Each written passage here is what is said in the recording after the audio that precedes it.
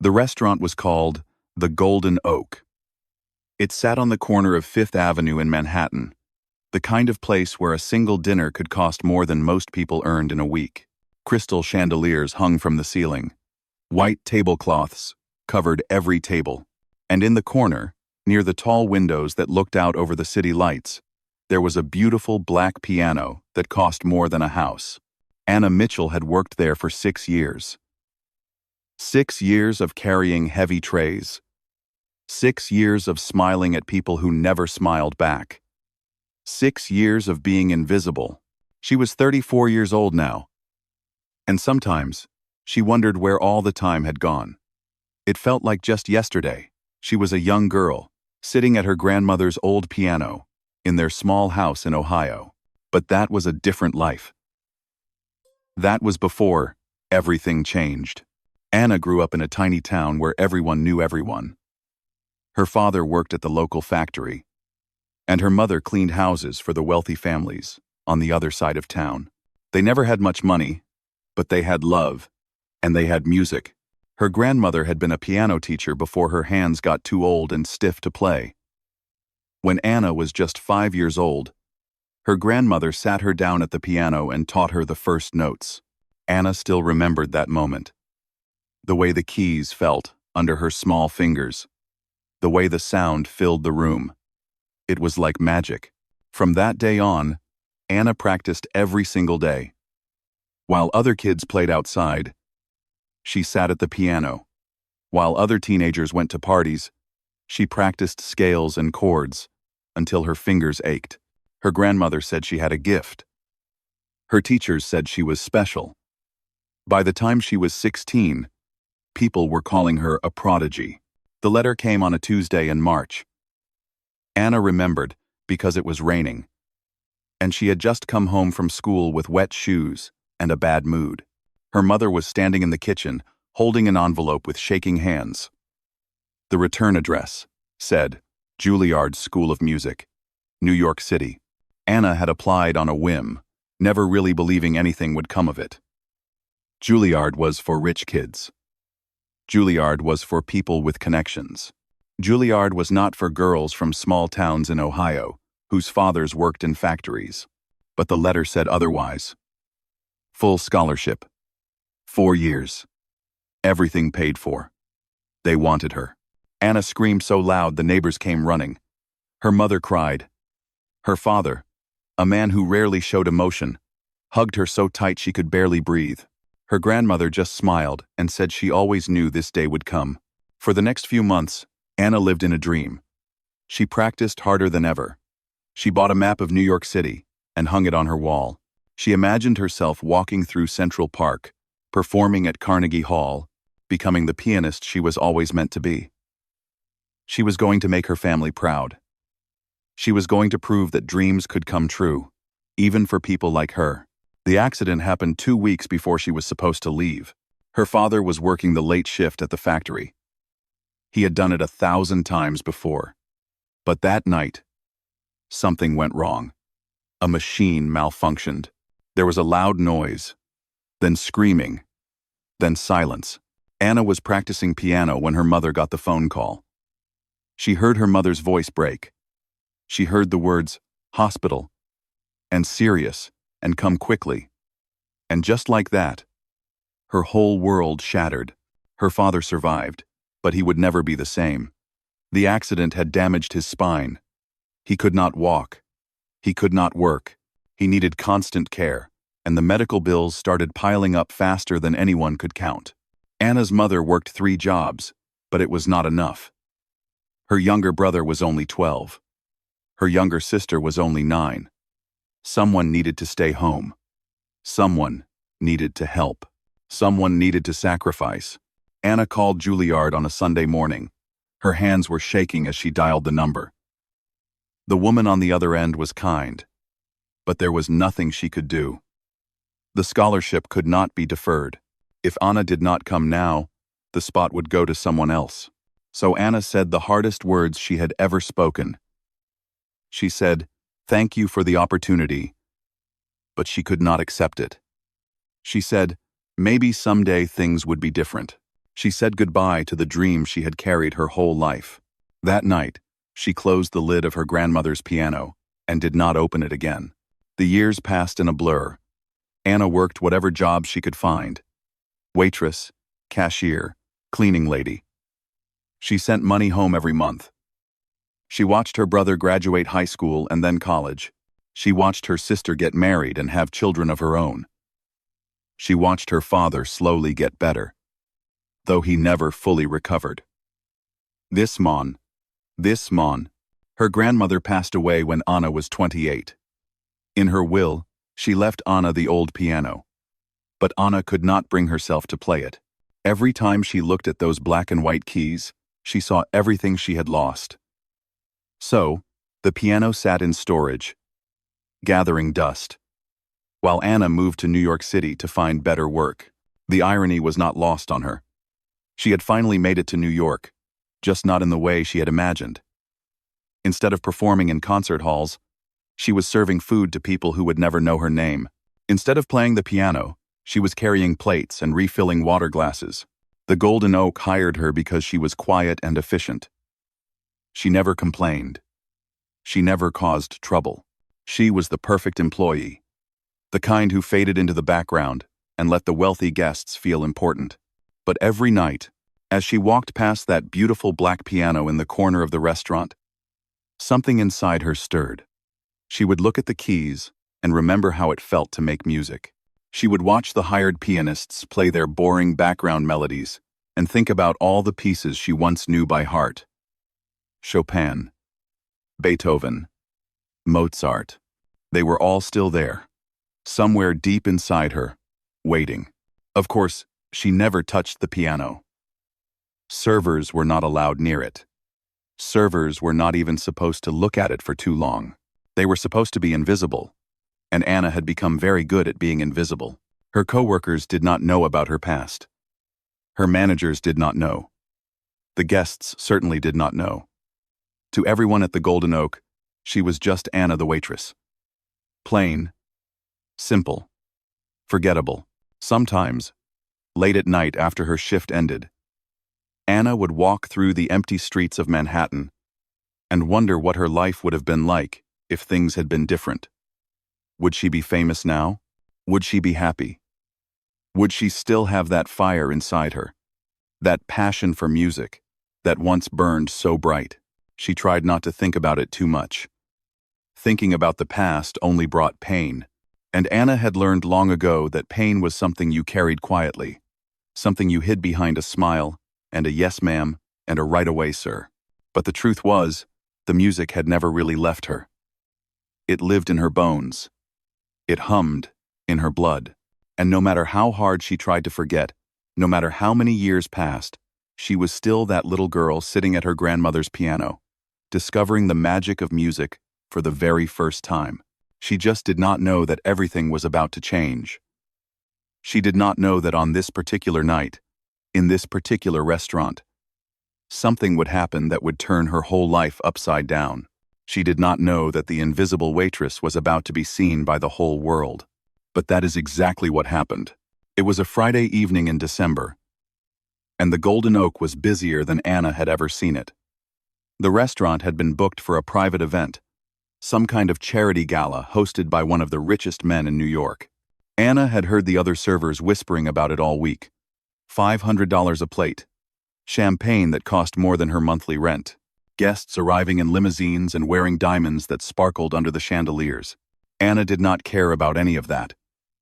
To her, it was just another night of work. Another night of carrying trays and smiling at strangers and pretending she did not exist. She had done it 1,000 times before, and she would do it 1,000 times again. The man hosting the event was named William Crawford. Anna had never heard of him before, but apparently, he was a big deal in the finance world. He owned banks and buildings and probably a few small countries too. Or at least that is what the other servers joked about. He was 62 years old, with silver hair and cold blue eyes, and the kind of face that looked like it had never smiled a genuine smile in its entire life. William Crawford had made his fortune the hard way. He grew up poor in Boston, the son of a factory worker and a seamstress. He worked his way through college, started his first company at 25, and became a millionaire by 30.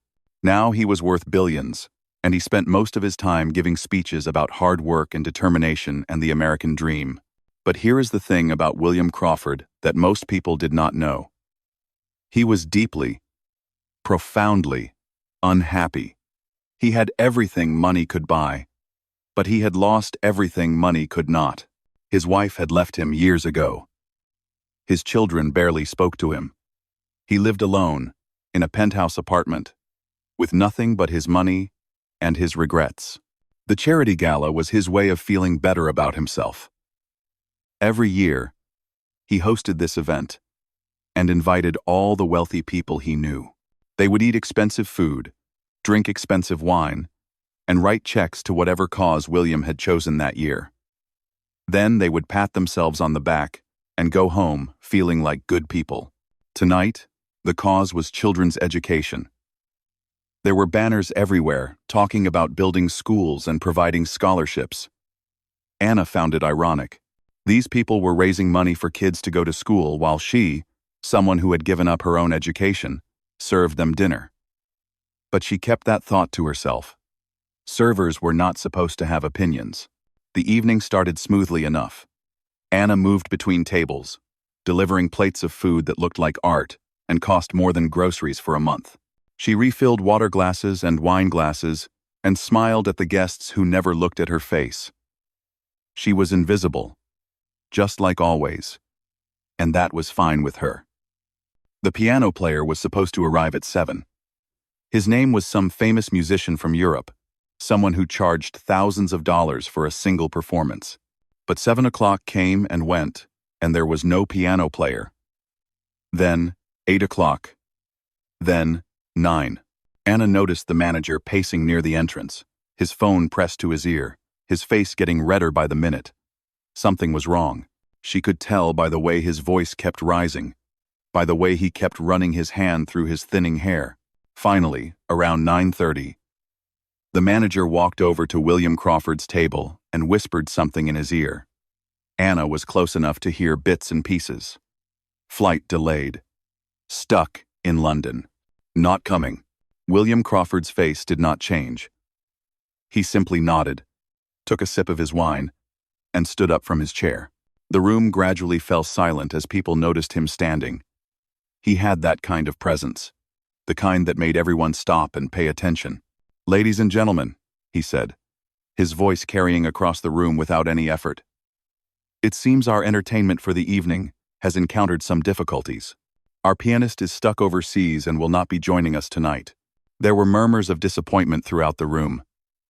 Anna saw women in expensive dresses frowning and men in tailored suits shaking their heads. The piano sat silent in the corner, beautiful and useless. William Crawford held up his hand, and the room went quiet again. "But I thought we might turn this into an opportunity," he continued. "A little game, if you will. I am offering $10,000, donated to tonight's charity, of course, to anyone in this room who can sit down at that piano and play something worth hearing." Anna felt her heart skip a beat. She looked at the piano, then quickly looked away. This had nothing to do with her. She was just a server. She was invisible. The wealthy guests laughed nervously. Some of them whispered to each other. A few looked around the room, waiting for someone to volunteer. But nobody moved. These were business people, lawyers, investors. "Come now," William Crawford said, a hint of amusement in his voice. "Surely someone here has some hidden talent. $10,000 for charity. All you have to do is play." More silence. More nervous laughter. Anna kept her eyes on the floor, but she could feel her pulse racing. Her fingers tingled at her sides, remembering the feel of piano keys beneath them. It had been so long, so many years since she had played anything. A young man in a designer suit finally stood up. He walked to the piano with the confidence of someone who had probably taken lessons as a child and thought that made him special. He sat down, cracked his knuckles dramatically, and began to play. It was chopsticks. The simple little tune that every beginner learns in their first week. He played it with exaggerated flair, clearly trying to be funny, and the crowd gave him polite laughter. But William Crawford did not laugh. He just shook his head slowly and said, "I said something worth hearing." The young man returned to his seat, his face red with embarrassment. Nobody else volunteered. William Crawford scanned the room with those cold blue eyes. His gaze passed over the wealthy guests, the sparkling jewelry, the expensive clothes. And then, just for a moment, his eyes landed on Anna. She froze. It was like he could see right through her, like he knew something she had kept hidden for years. But then, his gaze moved on, and Anna told herself she was imagining things. He was not looking at her. Nobody, ever, looked at her. "What about the staff?" William Crawford said suddenly. His voice was casual, but there was something underneath it. Something that sounded almost like a challenge. "Surely one of you must have some talent hidden away." Same offer. $10,000 to charity. The other servers shifted uncomfortably. The manager looked horrified at the suggestion. "Sir," he started to say, but William Crawford cut him off with a wave of his hand. "Let them decide for themselves," he said. "Anyone willing to try?" Anna's hands were shaking now. She gripped the tray she was holding so tight her knuckles turned white. Every instinct told her to stay quiet, stay invisible, stay safe. But somewhere deep inside her, something else was stirring, something that had been asleep for 16 years. She thought about her grandmother. She thought about the letter from Juilliard. She thought about all the nights she had walked past that piano, aching to touch it, aching to play. She thought about everything she had given up and everything she had lost.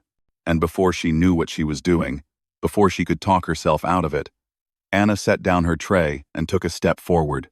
The room went completely silent. Every eye turned to look at her.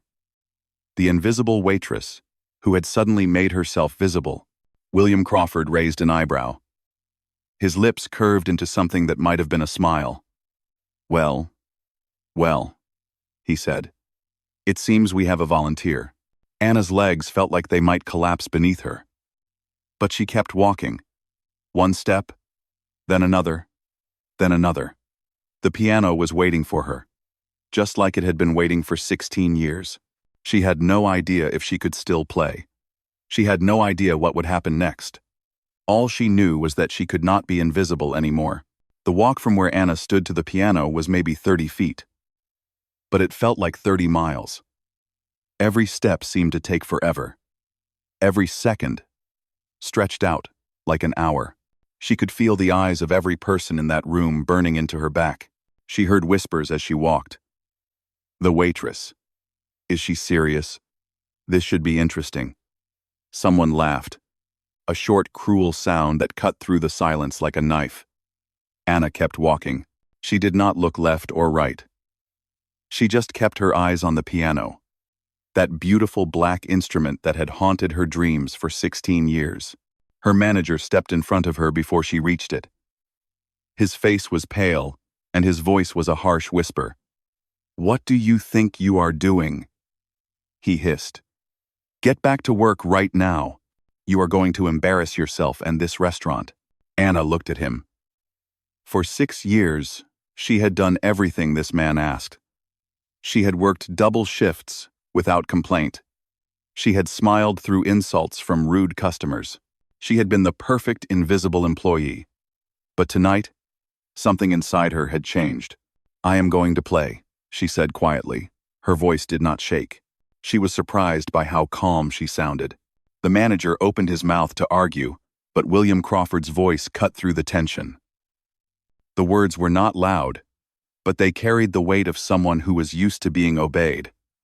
"I want to hear what she can do." The manager stepped aside, his face twisted with anger and embarrassment. Anna knew she would probably lose her job after tonight. But right now, she did not care. Right now, there was only the piano. She reached the bench and stood there for a moment, just looking at the keys. They were perfect. White, and black, stretching out before her like an old friend she had not seen in years. Her hands trembled at her sides. Could she still do this? Could she still play? It had been so long. What if she sat down, and her fingers had forgotten everything? "Sit down already," someone called out from one of the tables. More laughter followed. Anna heard the word waitress, spoken like it was something dirty, something less than human. She sat down. The bench was cold beneath her. The piano loomed before her, massive and intimidating. She placed her hands on the keys, and for a moment, she could not breathe. The ivory felt foreign under her fingertips. Wrong. Like touching the hand of someone you once loved but no longer recognized. The room was completely silent now. No more whispers. No more laughter. Everyone was watching, waiting to see if this foolish waitress would humiliate herself in front of the richest people in New York. Anna closed her eyes. She tried to remember.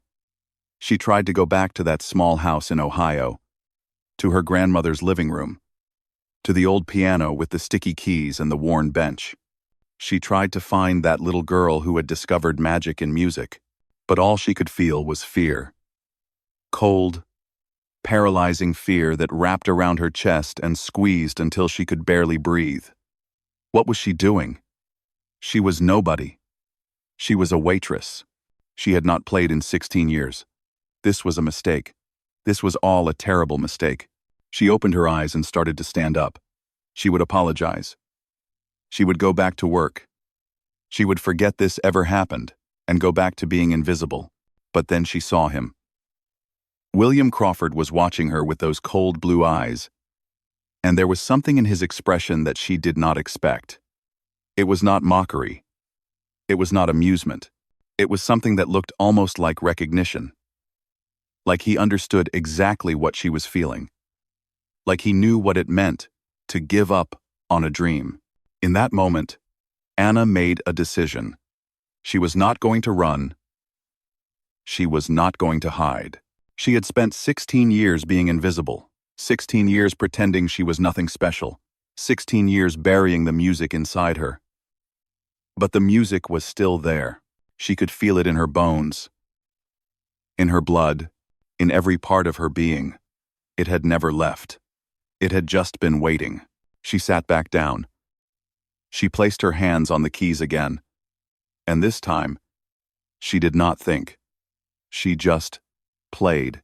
The first notes were hesitant, soft, like a whisper in a crowded room. She was playing Clair de Lune by Debussy, the piece her grandmother had taught her when she was 12 years old. It was the first complicated piece she had ever learned.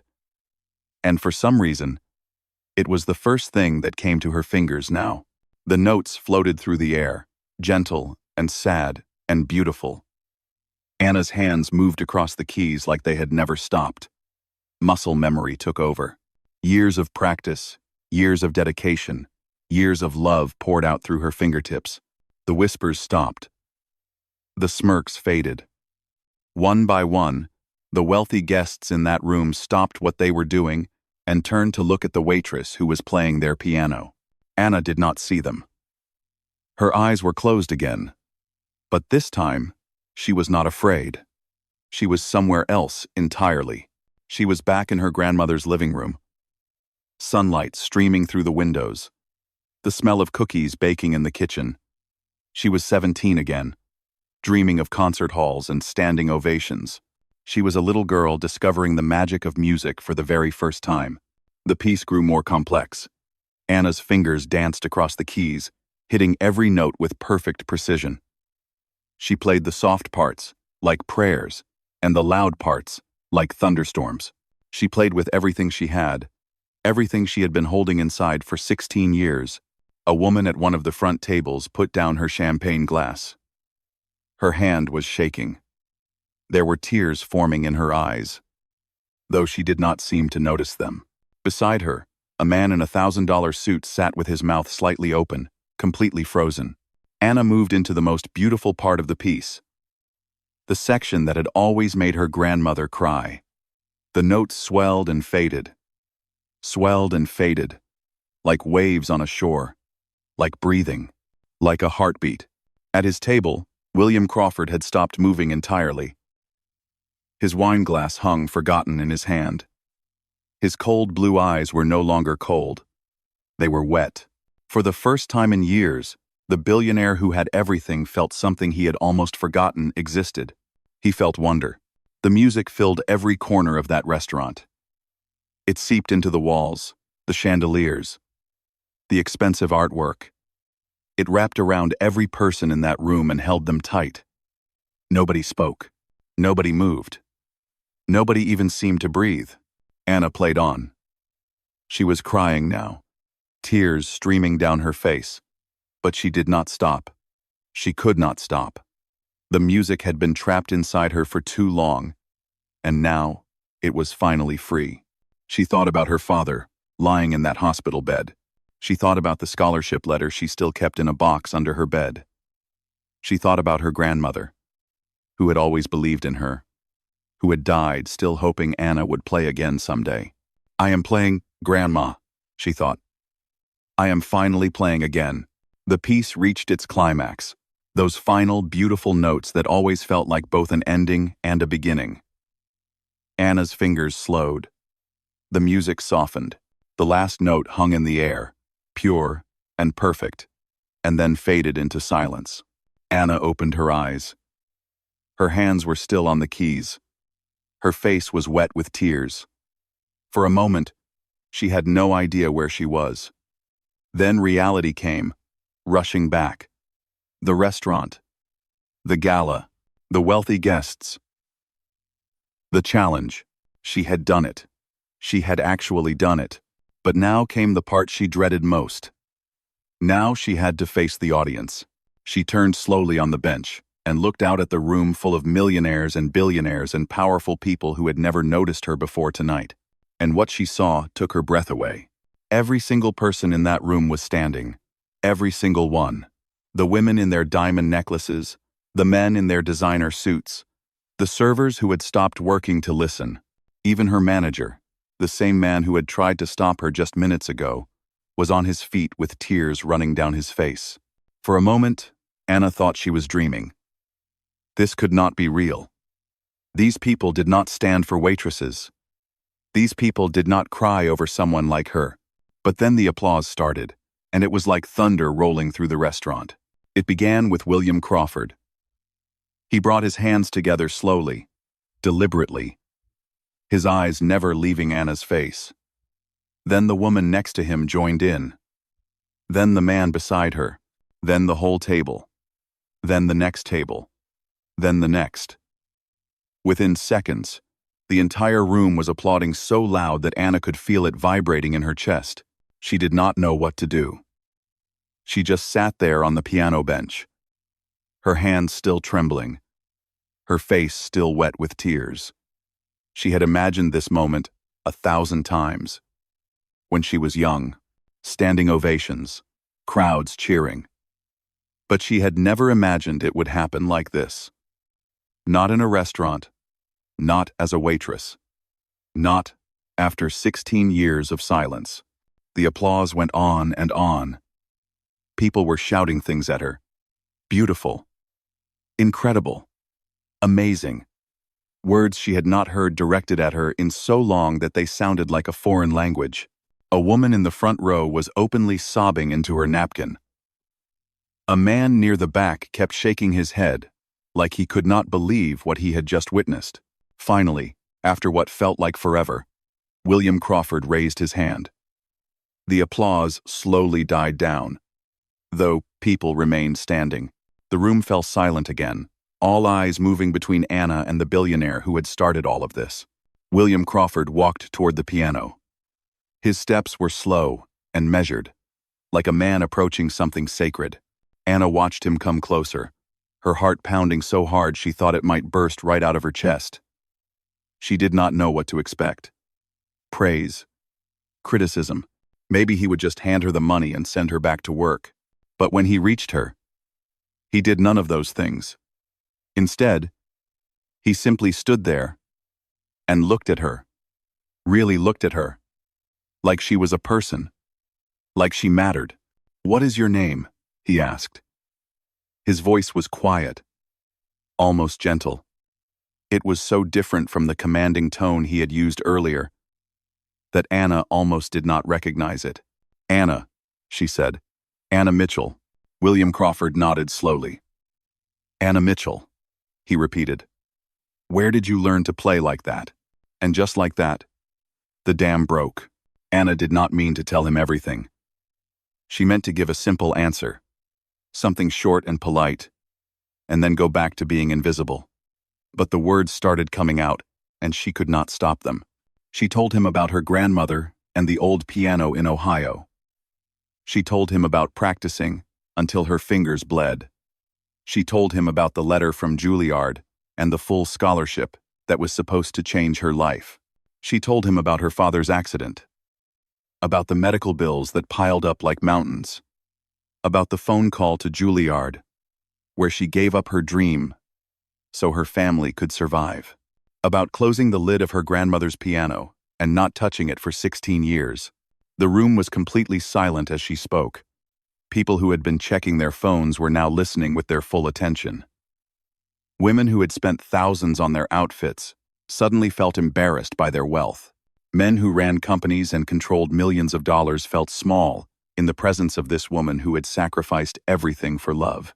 Anna told them about working 3 jobs to send money home, about watching her brother and sister grow up and build lives of their own, about her grandmother dying and leaving her the piano she could not bring herself to play, about moving to New York and becoming a waitress at the very restaurant where she now sat.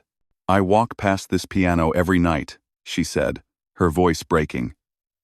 "Every single night for 6 years. And every night, I wonder what my life would have been like if things had been different." When she finished, nobody spoke. The silence was heavy, thick with emotion. Anna looked down at her hands, suddenly aware of how much she had revealed. These people did not need to know her story. These people did not care about some waitress from Ohio.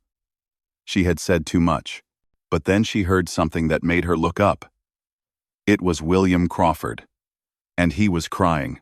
Not loud sobs. Not dramatic weeping. Just quiet tears rolling down his weathered face, dropping onto his expensive suit jacket. He made no move to wipe them away. He just stood there, letting them fall, looking at Anna like she had just shown him something he had lost long ago. "I grew up poor too," he said finally. His voice was rough, unsteady. "My father worked in a factory, just like yours. I know what it means to sacrifice. I know what it means to give up the things you love for the people you love." He paused, taking a breath that seemed to shake his entire body. "But somewhere along the way, I forgot." He continued. "I got so caught up in making money, in building my empire, that I forgot why I started in the first place. I forgot what really matters." He looked around the room at all the wealthy guests, all the people who had come to his charity gala to feel good about themselves. "We all forgot," he said. "We sit here in our fancy clothes, writing checks to charity, pretending we are good people. But when was the last time any of us really saw someone? When was the last time we listened to someone's story? When was the last time we cared about anything other than ourselves?" The room was so quiet, you could have heard a pin drop. People shifted uncomfortably in their seats. Some looked ashamed. Others looked thoughtful. A few were crying openly now, their expensive makeup running down their faces. William Crawford turned back to Anna. He reached into his jacket pocket and pulled out a checkbook. Anna watched as he wrote something down, tore out the check, and held it out to her. "This is not the $10,000 I promised," he said. "This is something else. Something more." Anna took the check with trembling hands. When she looked at the number written on it, her vision went blurry. She blinked, thinking she must be seeing wrong. But the number stayed the same, $100,000. "I cannot accept this," she whispered. "This is too much. I just played a song. I do not deserve this." William Crawford shook his head. "You do not understand. he said. "You did not just play a song. You reminded me of something I had forgotten. You reminded everyone in this room of something we had forgotten. That check is not charity. It is a thank you." Anna stared at the check, her mind spinning. $100,000. That was more money than she had made in the last 5 years combined. That was enough to pay off her father's remaining medical bills. That was enough to change everything. But William Crawford was not finished. He turned to the crowd, his voice growing stronger. "I'm going to make some phone calls tonight," he announced. "I know people. People who run music schools. People who give scholarships. People who believe that talent should never be wasted." He looked back at Anna. And for the first time, she saw him smile. A real smile. A human smile. "My look did, Anna Mitchell," he said. "Your life is about to change, and I am going to make sure of it." Anna opened her mouth to respond, but no words came out. She just sat there on the piano bench, holding a check for more money than she had ever seen, surrounded by people who were finally seeing her for the first time. And somewhere, she knew her grandmother was smiling. The night of the gala ended around midnight. But for Anna, it felt like a dream that refused to end. Guest after guest came to speak with her before leaving. They shook her hand. They hugged her. They pressed business cards into her palm and told her to call them if she ever needed anything. These same people who had ignored her for years were now treating her like she was someone important. When the last guest finally left, Anna sat alone at the piano. The restaurant was empty now, quiet, except for the soft sounds of the cleaning crew in the back. She looked down at the check still clutched in her hand. $100,000. The numbers still did not seem real. Her manager walked over slowly. He looked different somehow, smaller than before. He stood there awkwardly for a moment, not meeting her eyes. "I owe you an apology," he said finally. "I tried to stop you tonight. I thought you were going to embarrass yourself. I thought you were just a waitress who did not know her place." He paused and shook his head. "I was wrong. I have never been more wrong about anything in my life." Anna looked at him. 6 years of working for this man. 6 years of being treated like she was invisible. She could have been angry. She could have told him exactly what she thought of him, but instead, she just nodded. "We all make mistakes," she said quietly. "The important thing is that we learn from them." She left the restaurant that night and walked home through the empty streets of Manhattan. The city that never sleeps was quiet for once, like even New York knew that something special had happened. Anna walked slowly, savoring every step, replaying the evening in her mind over and over again. When she got home to her tiny apartment, she did something she had not done in 16 years. She pulled out her phone and searched for videos of piano performances. She watched them for hours, her fingers moving unconsciously against her leg, remembering the feel of the keys. The music was coming back to her. After all these years, it was finally coming back. William Crawford called her 2 days later. True to his word, he had been making phone calls. A lot of phone calls. He had spoken to the dean of the Manhattan School of Music. He had spoken to the directors of 3 different symphony orchestras. He had spoken to the owner of one of the most famous jazz clubs in the city. "Everyone wants to meet you," he told Anna over the phone. "Your story has been spreading.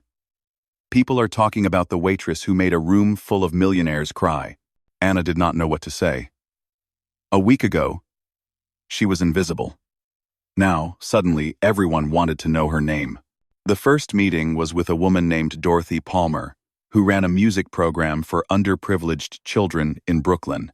Dorothy was 73 years old, with silver hair and kind eyes that reminded Anna of her grandmother. They met at a small coffee shop, and Dorothy listened as Anna told her story all over again. When Anna finished, Dorothy reached across the table and took her hand. "I have been running my program for 30 years, she said. "I have seen hundreds of talented children come through my doors, but I have never had someone like you. Someone who knows what it means to sacrifice. Someone who understands That music is not just about talent, it is about heart. She squeezed Anna's hand tighter. I am retiring next year, Dorothy continued. I have been looking for someone to take over the program. Someone who can teach these children that their dreams matter, no matter where they come from. I think that someone is you. Anna started crying right there in the coffee shop. She could not help it. A week ago, she was carrying trays and refilling water glasses. Now she was being offered a chance to teach music to children who reminded her of herself. She said yes. The next few months were a whirlwind. Anna used part of the money from William Crawford to pay off her father's remaining medical bills. She called him to tell him the news, and for the first time since his accident, she heard him laugh. Really, laugh. The sound was like medicine for her soul. She used another part of the money to bring her grandmother's old piano out of storage. When the movers carried it into her tiny apartment, Anna sat down and played for hours. She played all the pieces she remembered and slowly relearned the ones she had forgotten. Her fingers were stiff at first, clumsy from years of not practicing. But day by day, they remembered. The music remembered. Dorothy Palmer took Anna under her wing and taught her everything about running the program. Anna met the children, kids from poor neighborhoods who had never had the chance to learn an instrument. She saw herself in every single one of them. The hope in their eyes. The hunger to learn. The dream of becoming something more. On her first day as a teacher, Anna told her students her story. She told them about the small town in Ohio and the grandmother who believed in her. She told them about Juilliard and the scholarship she gave up. She told them about 16 years of silence and the night she finally found her voice again. Your circumstances do not define you, she told them. Your talent does not define you. What defines you is what you do when life gets hard. What defines you is whether you keep going even when everything seems impossible. The children listened with wide eyes, and when Anna sat down at the piano to demonstrate, they watched like she was performing magic. 1 year later, Anna officially took over the program from Dorothy. She expanded it to reach more children. She found donors and sponsors, including William Crawford, who became one of her biggest supporters. She hired more teachers, found more instruments, opened more doors for kids who had been told their whole lives that doors were not meant for people like them. The restaurant where she used to work put up a small plaque near the piano. It read, "On this spot, Anna Mitchell reminded us all what it means to be human." Guests would stop and read it, then ask their servers about the story. And the servers, who were no longer invisible, would tell them. Anna still played the piano every day. Sometimes at the program, surrounded by children who were discovering the magic of music for the first time. Sometimes at charity events, where she would tell her story and watch as wealthy people remembered what really mattered. And sometimes, late at night, alone in her apartment, playing for an audience of one. On those nights, she would close her eyes and imagine her grandmother sitting beside her. She could almost feel the warmth of her presence, almost hear her voice saying she always knew this day would come. William Crawford visited the program often. The billionaire, who had once seemed so cold, had become one of Anna's closest friends. He said she had saved his life that night at the gala. She had reminded him that there was more to living than making money. He started spending less time in boardrooms and more time with his estranged children. He rebuilt the relationships he had broken.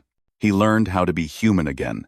Years later, when people asked Anna about that night at the Golden Oak, she would smile and say it was the night she stopped being invisible. But really, it was more than that.